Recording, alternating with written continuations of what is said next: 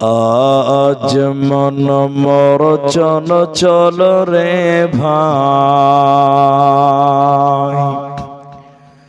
ঝরে দুটি আখি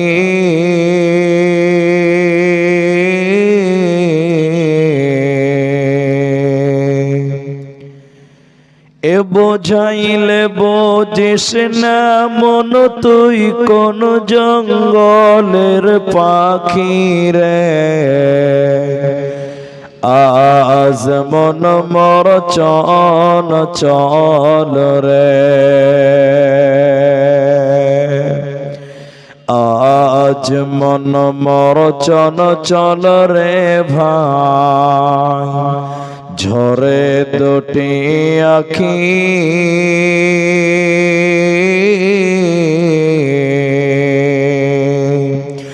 এ বোঝাইলে বোঝিস না মন তুই কোন জঙ্গলের পাখি রে।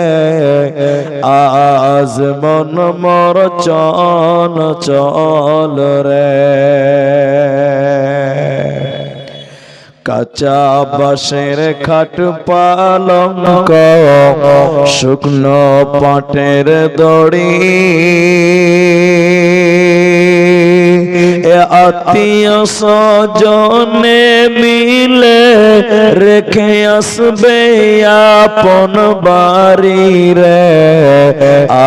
আজ মন মোর চঞ্চল রে, কুলের পাতা গরম পানি গোসল করাবে, গোসল করাইয়া মন তোর কাফন পরাবে রে। আজ মন মোর চঞ্চল রে, কাফন পরাইয়া মন তোর খাটলে তুলিবে, খাটলে তুলিয়া মন তোর জানাজা পড়াবে রে। আজ মন মোর চঞ্চল রে, জানাজা পড়াইয়া মন তোর কবরে রাখিবে, এমন কিরণাকির ফেরেশতা তখনি আসিবে রে। আজ মন মোর চঞ্চল রে, মন কিরণাকির ফেরেশতা তখনি জিগাবে, রকি তোমার দিন কি ছিল, কারবা দিনে ছিলে রে। আজ মন মোর চঞ্চল রে, মাকান দিবে বেটার বেটা, এ মাকান দিবে বেটার বেটা, বোন কান্দিবে ভাই রে। এ ঘরের বিবি সেও কান্দিবে, আর তো কেহ নাই রে। আজ মন মোর চঞ্চল রে, আজ মন মোর চঞ্চল রে ভাই, ঝরে দুটি আখি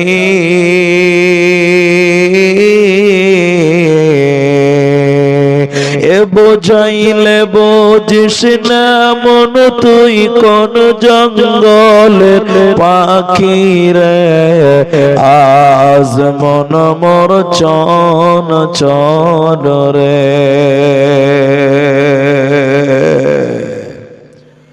উপস্থিত চলমান সভার যোগ্যতম সভাপতি স্টেজে ওলামায়ে কেরাম, অতিথিবৃন্দ, আমার সামনে বসে থাকা দিনদার ইমানদার মুমিন ভাই সকল, দোয়ার কান্টারি মুরব্বী সমাজ, স্নেহের কচিকাচা, পর্দার অন্তরালে বসে থাকা মুমিনা সলেহা মা ও বোনেরা, প্রশংসা সেই মহান মনিবের দরবারে যিনি আমাদেরকে এক মসজিদ কেন্দ্রিক আয়োজিত মাহফিলে বসিয়ে কোরআন এবং হাদিসের কথা বলার, আপনাদের শ্রবণ করার যিনি তৌফিক ইনায়াত করেছেন, সেই মহান মনিবের দরবারে শুকরিয়া জ্ঞাপন করি। আমরা সকলেই একবার বলি আলহামদুলিল্লাহ। দরুদ ও সালাম বর্ষিত হোক সরকারে কায়নাত, তাজদারে মাদানী, নবী কুল শিরোমণি ইমামুল আম্বিয়া, নবী মক্কি, নবী মাদানী, নবী আহমদ, নবী মুহাম্মদুর রাসূলুল্লাহ সাল্লাল্লাহু আলাইহি ওয়াসাল্লাম। আল্লাহুম্মা আমিন, আল্লাহুম্মা সাল্লি আলাইহি, আল্লাহুম্মা বারিক আলাইহি। মোহতারাম ভাইও দোস্ত, কুরআনুল কারীম 30 পারা 104 নম্বর সূরার দুটি আয়াত তেলাওয়াত করেছি। কুরআনুল কারীম 4 নম্বর সূরা, সূরা নিসা 5 নম্বর পারার 36 নম্বর আয়াতের শেষের অংশ তেলাওয়াত করেছি। 31 নম্বর সূরা, সূরা লোকমান 18 নম্বর আয়াত আপনাদের সামনে তেলাওয়াত করেছি। হাদিসে নববী থেকে একটি মাত্র হাদিসের টুকরো পাঠ করেছি। উল্লেখিত আয়াত এবং হাদিসকে কেন্দ্রবিন্দুর মধ্যে রেখে কিছু কথা রাখবো, কিছু বলবো নিয়ত করেছি। যদি আল্লাহ তৌফিক দেন তো আলাইহি তাওয়াক্কালতু ওয়া ইলাইহি উনীব। আত্মার রোগ যেটা আমি বলতে চাচ্ছি সেটা হলো অহংকার। এই অহংকার নামক রোগ ব্যাধি যদি কারো নফসে, কারো ভিতরে চলে আসে, এই লোকটার জাহান্নাম চলে যাওয়ার চান্স 99% হয়ে যায়, জান্নাতে যাওয়ার কোনো আর চান্স থাকে না। ক্যান্সার হলে যেমন বাঁচে না, ঠিক কাউর ভিতরে যদি অহংকার নামক রোগ, অহংকার নামক গুনাহ, অহংকার নামক ব্যাধি যদি কারো ভিতরে চলে আসে, এই লোক জাহান্নাম যাবে, আল্লাহর জান্নাতে যাবে না, আল্লাহর জান্নাতে পাবে না, আল্লাহ তাকে জান্নাতে দেবেন না। আপনি 5 মিনিট টাইম আমার দিকে লক্ষ্য করেন, তাহলে বুঝতে পারবেন আল্লাহ এবং নবী যত যত কারণে মানুষদেরকে জাহান্নামী বলেছেন, তার মধ্যে উল্লেখযোগ্য কারণ হলো অহংকার, তাকাব্বুরি, অহংকার, ফখর। এই কারণে মানুষ জাহান্নাম যাবে, এই বলেছেন। এই বদ গুঞ্জার ভিতরে আছে, জান্নাত যাবে না। হাদিসের রাবী হযরতে হারিসা ইবনে ওয়াহাব রাদিয়াল্লাহু তাআলা আনহু তিনি বলছেন, বিশ্ব নবী একদিন বললেন, এই আনসারেরা, আমার সাহাবীরা, তোমরা বলো, আমি নবী কি তোমাদের জান্নাতি মানুষদের পরিচয় বলবো? আমি কি জান্নাতি মানুষদের কথা বলবো না? সাহাবীরা বললেন, বলুন বলুন বলুন বলুন জান্নাতি কারা? নবীজি বললেন, দুর্বল লোক, জয়ীফ লোক, কমজোর লোক, যাকে গ্রামের কেউ মূল্য দেয় না, যে লোকটার গ্রামে কোনো দাম নেই, মূল্য নেই, গুরুত্ব নেই, এরকম দুর্বল, জয়ীফ, কমজোর লোক আল্লাহর জান্নাতে চলে যাবে। একবার বলুন সুবহানাল্লাহ। গ্রামে যার কোনো মূল্য নেই, যাকে কেউ দাম দেয় না, হয়তোবা ওই লোকটাকে আল্লাহ বেশি ভালোবাসে, এর নিশ্চয়তা কেউ দিতে পারবে? এরপর নবীজি বললেন, বলো বলো, আমি কি তোমাদের জাহান্নামীদের কথা বলবো না? বলে বলুন। অবশ্যই বলবেন। সঠিক নবী বললেন, অল্পতে রেগে গিয়ে তর্কে লিপ্ত হয়, হট মিজাজি অহংকারী লোক আল্লাহর জাহান্নাম যাবে। তার মানে যে অহংকার করে আল্লাহ তাকে জাহান্নাম দেবে, ওই লোক আল্লাহর জান্নাতে যাবে না। স্ত্রী যদি সুযোগ পায় তাহলে আমার ঈমান কেড়ে নেবে, আওলাদ যদি সুযোগ পায় তাহলে আমার ঈমান কেড়ে নেবে, আর ধন আর মাল আমি যদি সৎ ব্যবহার করতে না পারি তাহলে সে আমার ঈমান কেড়ে নেবে। আচ্ছা, আপনি হয়তো বলবেন যে এগুলো তোমাদের ক্লাসে বসে বসে পড়ে শুনে তোমাদের মগজে কুলিয়ে গেছে বলে তোমরা বলছো। আমার মগজে কুলাইনি। আল্লাহ তাআলা নিজে বলছেন, ইন্নামা আমওয়ালুকুম ওয়া আওলাদুকুম ফিতনা। সূরা তাগাবুন এর ভেতরে রব্বুল আলামিন বলছেন, নিশ্চয়ই তোমাদের ধনমাল এবং নিশ্চয় তোমাদের আওলাদ তোমাদের জন্য হলো ফিতনা। ফিতনার মানে কি? আওলাদের চক্করে আপনি পড়ে নষ্ট হয়ে যেতে পারেন, ধনের চক্করে পড়ে আপনি বিলীন হয়ে যেতে পারেন।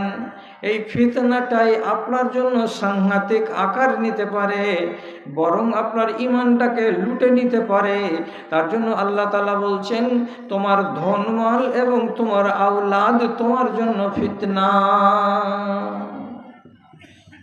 এবার প্রশ্ন হলো, সব ভাই কটা বলবে যদি আমার স্ত্রী আমার ঈমানের জন্য ফিতনা হয়, সে যদি লুটে নেয় আমার ঈমানকে, আর ঈমান হারা হতে গেলে আমি হব আখেরাতে নরকবাসী, তাহলে এই বাড়িওয়ালিকে বাড়িতে রাখবো কেন গো? সবকে বাড়ি ছাড়া করি। আপনি তো এই কথাটাই বলবেন যে তাহলে একা বাড়ি থেকে ভাগাও। কথাটা বুঝতে চেষ্টা করেন। সব নারী, সব পুরুষের জন্য ফিতনা নয়। কিছু কিছু নারী, কিছু কিছু পুরুষের জন্য ফিতনা। দুনিয়াতে যত আওলাদ আছে, বেটা এবং বেটি, সবগুলো আওলাদ তার মায়ের বাপের জন্য ফিতনা নয়। কিছু কিছু ছেলে মেয়ে আছে এই দুনিয়াতে যারা তার বাপ মায়ের জন্য ফিতনা, ঈমান লুটে নেওয়ার কারণ। কিছু, সবাই নয়। এবার আপনি নিজের হিসাবটা বাড়িতে বসে বসে করবেন যে আমার স্ত্রী আমার জন্য আমার মঙ্গলের কারণ, আমার আলাউলাদ আমার জন্য সুখের বস্তু, না আমার জন্য এগুলো সব আজমাইশ। এটা আপনার ব্যাপার, বাড়ি গিয়ে আপনি ফয়সালা করবেন। মায়েরা এবং ভাইয়েরা মনে রাখুন, এগুলো সব শরীয়তি কথা। আপনাকে বলছি, নবী নূহ আলাইহিস সালাতু ওয়াস সালাম তিনি নিজের বাড়িওয়ালির ব্যবহারে কেঁদে কেঁদে চোখের পানি ঝরিয়ে নিজের দাড়িকে ভিজিয়ে দিতেন। কত বড় সাংঘাতিক মহিলা ছিল একজন নবীর স্ত্রী। আন্দাজ করেন তো। তিনি কোনো জায়গাতে 10 মিনিট ওয়াজ করলেন, মানুষটিকে হেদায়েতের কথা বললেন, মানুষটির মন নরম হলো। ইতিমধ্যেই ওর বাড়িওয়ালি এসে স্টেজে খাড়া হয়ে বলবে, এই লোকেরা, তোমরা যে এতক্ষণ ধরে কথাগুলো শুনছিলে, এই লোকটাকে চিনো? তারা বলবে যে হ্যাঁ, এই পাড়ারই এই লোক, এর নাম নূহ। তো বলছে, তোমরা এর কাছে বেশি থাকো না, আমি এর কাছে বেশি থাকি? তোমরা একে বেশি চিনো না, আমি একে বেশি চিনি? তো লোকেরা বলে যে তুমি ওর স্ত্রী, তুমি একে বেশি চিনো। তো বলে তাহলে আমার কথাটা শোনো, এই লোকটা হলো আধপাগলা, এই লোকটা হলো খ্যাপা, এই লোকটা হলো মোটা ভজন, ওর মাথা ঠিক ঠিকানা নাই। আমি ওকে জীবনে নিয়ে চলছি, তো আমি বুঝছি ঠেলাটা। খবরদার এর কথাতে কান পাতিও না, যা বলছে এইগুলো কথাকে ভুলে যাও, আর যে জায়গাতে তোমরা ছিলে সেই জায়গাতে থাকো, যাও নিজের নিজের বাড়ি যাও। তাহলে রান্না করা ভাতে যেমন গান্ধী পড়ে গেলে সবকে উল্টে ফেলে দিতে হয়, তেমনি নবী নূহের সব কিছু ঠিক ঠিকানা লেগে যায়। মানুষকে হিদায়েত করতে গিয়ে, এমন সমাতে গিয়ে এই মহিলা গিয়ে করে কি, মানুষকে গুমরাহ করে দেয়। কত যন্ত্রণা পেয়েছিলেন নবী নূহ। ঠিক এইরকমই আর একটা নবীটার নাম হলো লূত আলাইহিস সালাম। তিনি নিজের বাড়িওয়ালিকে নিয়ে অতিষ্ঠ হয়ে গেছিলেন, জীবনে চলা মুশকিল হয়ে গেছিল। এমন পর্যন্ত কি হযরতে লূত আলাইহিস সালাম আল্লাহ তাআলার কাছে কেঁদে কেঁদে দোয়া করতেন, আল্লাহ, এইরকম জালেম স্ত্রী থেকে তুমি আমাকে রেহাই দাও, আল্লাহ এর হাত থেকে তুমি আমাকে মুক্তি দাও, এই বলে দোয়া করতেন। আল্লাহ তাআলা দেখলেন এই একজন নবী, এর স্ত্রী হলো গুমরাহ এবং শয়তানি মহিলা, আর এই একজন নবী লূত, এর স্ত্রী হলো এই একজন মরদুদ স্ত্রী, বদনাম এক মহিলা। আল্লাহ তাআলা দুজনের কথা কোরআন মাজিদের ভেতরে বলেছেন, মাসালুল্লাযীনা কাফারু ইমরাতান নূহ ইমরাতাল লূত ইয কানাত তাহতা আবদাইনি মিন ইবাদিনা সালিহিন ফাখানাতাহুমা। দুজন নারীর কথা আল্লাহ কোরআনে বলতে গিয়ে বলছে, এই দুই শয়তান মেয়ে নিজের স্বামীর সাথে খেয়ানত করেছে, আর খেয়ানত করার কারণে আল্লাহ তাআলা বলছেন, তুই আমার বান্দার ঈমান কেড়ে নিয়ে ওকে আগুনে জ্বালাবি আর পুড়াবি, আমি আল্লাহ তোদেরই সর্বনাশ করে দেব আর আমার বান্দা দুটাকে বাঁচাবো। রব্বুল আলামিন করলেন কি, নূহ নবীর স্ত্রীকে প্লাবনে, বন্যাতে ডুবিয়ে মেরে ফেললেন, আর লূত নবীর স্ত্রী ঘরে শুয়েছিল, আর নবী বাল বাচ্চা নিয়ে রাতের বেলায় পালিয়ে গেছেন দেশ ছেড়ে। আর ওই রাতের বেলায় আসমান থেকে পাথর বৃষ্টি হয়েছে, ঘরের উপরে 20 হাত উঁচা করে পাথর ফেলে দিয়েছে আল্লাহর ফেরেশতারা, মাটির তলাতে গেড়ে দিয়েছিল সেই জাতিকে, তার ভেতরে লূত নবীর স্ত্রীকেও আল্লাহ তাআলা মাটিতে গেড়ে দিয়েছিলেন। তাহলে সব স্ত্রী তো নয়, যেগুলো স্ত্রী গুণের, তার আগে আপনি ভুলতে পারবেন না, আপনার দুর্বল ঈমানকে সবল করে দেবে। আর যেগুলো স্ত্রী বদগুণের, এরা আপনার ঈমানকে লুটে নেবে। হাদিসের ভেতরে দুটা মানুষের আল্লাহ রাব্বুল আলামিন প্রশংসা করেছেন। কি প্রশংসা? খেয়াল করুন আমার দিকে। আল্লাহ তাআলা নাই বলছেন, রাহিমাল্লাহু ইমরাতান আয়কাযা আহলাহু। আল্লাহ রাব্বুল আলামিন ওই মেয়ে ছেলেটির উপরে রহম করে, দয়া করে, মেহেরবানি করে, যেই মেয়ে ছেলেটি রাতের বেলায় ফজরের আধা ঘন্টা আগে চেতন হয়ে যায়, আর যাওয়ার পরে ওর ঘুমন্ত স্বামীর সিথানে গিয়ে আস্তে আস্তে করে মাথাটাকে নেড়ে নেড়ে দেয়, আর দিয়ে তার ঘুমটাকে ছাড়িয়ে দেয়। যখন তার স্বামীর ঘুম ছুটে যায়, তখন সে স্ত্রী মিঠা শব্দে বলে, অমুকের বাপ উঠে যাও, ফজরের টাইম হলো, এখন মাত্র 10 মিনিট দেরি আছে, আজান পড়ে যাবে। আজানের আগে জাগো, আর জাগার পরে আল্লাহ রাব্বুল আলামিনের ডাকে সাড়া দাও। যদি 2 রাকাত পড়ো তো 2 রাকাত, যদি 4 রাকাত পড়ো তো 4 রাকাত নফল নামাজ আদায় করো। এই কথা বলে কোনো স্ত্রী যদি নিজের স্বামীটাকে জাগাতে পারে আর তার স্বামী যদি জেগে যায়, তো নবী করিম সাল্লাল্লাহু আলাইহি সাল্লাম বলছেন এই মহিলার উপরে আল্লাহ রাব্বুল আলামিনের খাস রহমত নাজিল হয়, এই মহিলার উপরে আল্লাহ রাব্বুল আলামিনের বিশেষ দয়া নাজিল হয়। আকঝাল করার কিছু নেই, যে কথা বলছি দলিল সহকারে বলবো। 2 নম্বরে আপনার ঈমানের দুশমন হলো কে? আপনার ধন এবং মাল। 3 নম্বর ঈমানের দুশমন হলো কে? রাগ করবেন না, সেটা হলো আপনার স্ত্রী।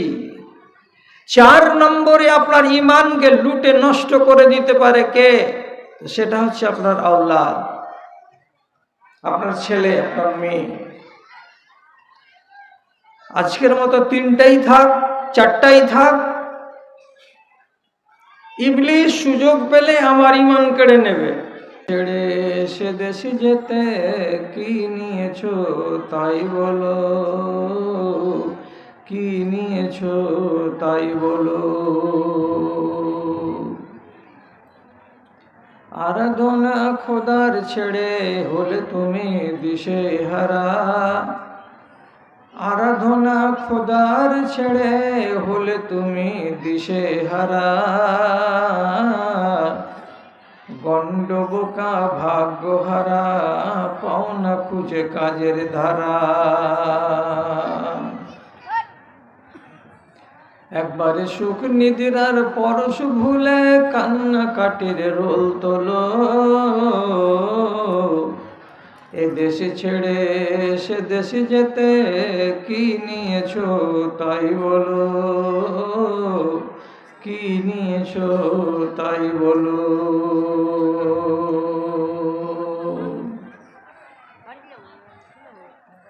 শ্রদ্ধেয় সভাপতি সাহেব, সমবেত এই এলাকার জ্ঞান পিপাসু, দিন দরদি, আমার বিভিন্ন শ্রেণীর ভাই ও বন্ধুগণ তথা মজলিসের একপাশে শান্তশিষ্টভাবে বসে থাকা আমার স্নেহের মা ও ভগ্নীগণ, উপকৃত যারা বেশি হন তারা শ্রোতা, অর্থাৎ যারা কথাগুলোকে শুনে থাকেন তারা। অতএব আপনাদের মতো মানুষগুলোকে আজকের মতো আমি এই মজলিসে বসে থাকা পর্যন্ত অত্যন্ত ভাগ্যবান বলে মনে করি, যেহেতু শুনছেন কথাগুলোকে। এই জন্য শুনছেন যে কোনটা আপনার হিতে মঙ্গলকর হবে, কোনটা আপনার হিতে ক্ষতিকর হবে, কোনটা কথা আমি মানলে আমার জীবনে আমি কল্যাণ প্রাপ্ত হব এবং কোনটা কথা ছেড়ে দিতে গেলে আমি সফল হতে পারব, এই সম্বন্ধে কিছু জ্ঞান অর্জন করবেন বলে একটা পবিত্র বাসনা নিয়ে এই জায়গাতে বসে আছেন।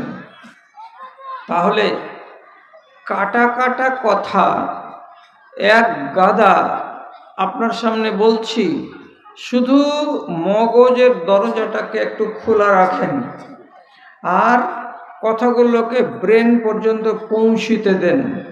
এদিক ওদিক মনোনিবেশ করবেন না, আমার কথাটার দিকে খেয়াল রাখুন আর কথা কি বলছি, কি বিষয়ে বলছি সেই দিকে একটুখানি বুঝার চেষ্টা করুন, ইনশাআল্লাহ আপনার লাভ হবে। ভাই আমার, ঈমান নামের একটি সম্পদ আমাদের কাছে আছে। এই ঈমান নিয়ে যদি কবরে যাই, কবর থেকে হাসরের মাঠ, সেখান থেকে আমরা একটা সফল জিন্দেগি পাব ইনশাআল্লাহ। ঈমান যদি নষ্ট হয়ে যায় তাহলে কবর থেকে হাসর, হাসর থেকে আবার শেষ ফায়সালা পর্যন্ত জিন্দেগিটা পুড়ে ছাই হয়ে যাবে, আঙ্গার হয়ে যাবে, আপনার জন্মটা বৃথা হয়ে যাবে। তাহলে আমাকে যদি সুখ দেয় তো কে দেবে? আমার ঈমান দেবে আমাকে সুখী জীবন। এবার একটা কথা ভালো করে জানুন, আল্লাহ তাআলা একটা জিনকে সম্মান দিয়েছিলেন, ইজ্জত দিয়েছিলেন, মর্যাদা দিয়েছিলেন, এত বেশি বেশি বেশি সম্মান দিয়েছিলেন যে তাকে নূরের তৈরি ফেরেশতাদের নেতা বানিয়ে দিলেন। ফেরেশতাদের মধ্যে তাকে আল্লাহ তাআলা উচ্চ আসন দিলেন, উচ্চ মর্যাদা দান করলেন। এর নাম কি? এর নাম হলো ইবলিস। এর নাম ইবলিস। এই ইবলিস তখনকার মতো ফেরেশতাদের নেতা হয়ে যেদিন আল্লাহ তাআলা শুধু আদমকে একটা সিজদা করে দিতে বলেছিলেন সম্মানের, ওর গায়ে লেগেছিল, আমি কেন ওকে সিজদা করব, আমি তো বেশি ফজিলতের। এই হঠকারী মিজাজটার কারণে আল্লাহ তাআলা তার পদ কেড়ে নিয়েছেন, মর্যাদার কুর্সিখানা কেড়ে নিয়েছেন এবং ওকে জীবনের মতো লাঞ্ছিত করে ওখান থেকে তাড়িয়ে দিয়েছেন। এমন পর্যন্ত কি আল্লাহ তাআলা তাকে আসমানের উপরে রাখেননি, জমিনে পাঠিয়ে দিয়েছেন। এই ইবলিসের মনের ভেতরে হলো রাগ যে একটা মানুষের কারণে আমার পদ গেল, আমার চেয়ার গেল, আমার মর্যাদা গেল, আমার সম্মান ভুলুণ্ঠিত হয়ে গেল। তাহলে তোকে ছাড়বো না, তোর বাল বাচ্চাকে ছাড়বো না, তোদের জন্য আমি চিরশত্রু হয়ে গেলাম। আমার কপালে যখন আল্লাহ তাআলা নরক লিখে দিলেন, তখন আমি তোদের পিছনে জম লাগা হয়ে লেগে থেকে তোরা কেউ নরকের সাথী বানাবো বলে আমাদের শত্রু হয়ে আছে এবং থাকবে কিয়ামত পর্যন্ত। সেটা কে? তো এই ইবলিস, শয়তান। কিসের শত্রু? আমার কি জান মারবে? আপনার কি জান মারবে? জি না, আপনাকে জীবনে মারবে না, আপনার প্রাণে আপনাকে মারবে না, কিন্তু কোনখানে মারবে? ওর কৌশলটা হলো এই যে আপনার ঈমানটাকে নষ্ট করে দেবে। আর যদি ঈমান নষ্ট করে দেয় তাহলে সে কামিয়াব। আপনি ঈমান হারা হতে গেলেই আপনার কবর থেকে শুরু হয়ে গেল আযাব, হাসরের ময়দান হয়ে নরক পর্যন্ত আপনার ঠিকানা। আপনি ইবলিসের সাথী হয়ে গেলেন জাহান্নাম পর্যন্ত। আপনাকে কোনো রকম চক্রান্ত করে আপনার ঈমানটাকে নষ্ট করে দিতে পারে, এটাই হলো তার পরিকল্পনা। তাহলে গুণের কথা হলো এই, আপনাকে নিজের ঈমানটা বাঁচাতে হবে ঈমানের দুশমন থেকে। তাহলে কে কে ঈমানের দুশমন? এটা আঙুলে গুনে নেবার। কারা কারা আপনার ঈমানকে লুটে নিতে পারে, আপনাকে ঈমান শূন্য করে দিতে পারে, দিয়ে আপনাকে জাহান্নামের ইন্ধন বানিয়ে দিতে পারে? কে? তা আঙুলে গুনেন এরা কয়জন, কে কে আমার ঈমানকে সর্বনাশ করতে পারে। 1 নম্বরে হলো ইবলিস, শয়তান। তারপরে কান খুলেন,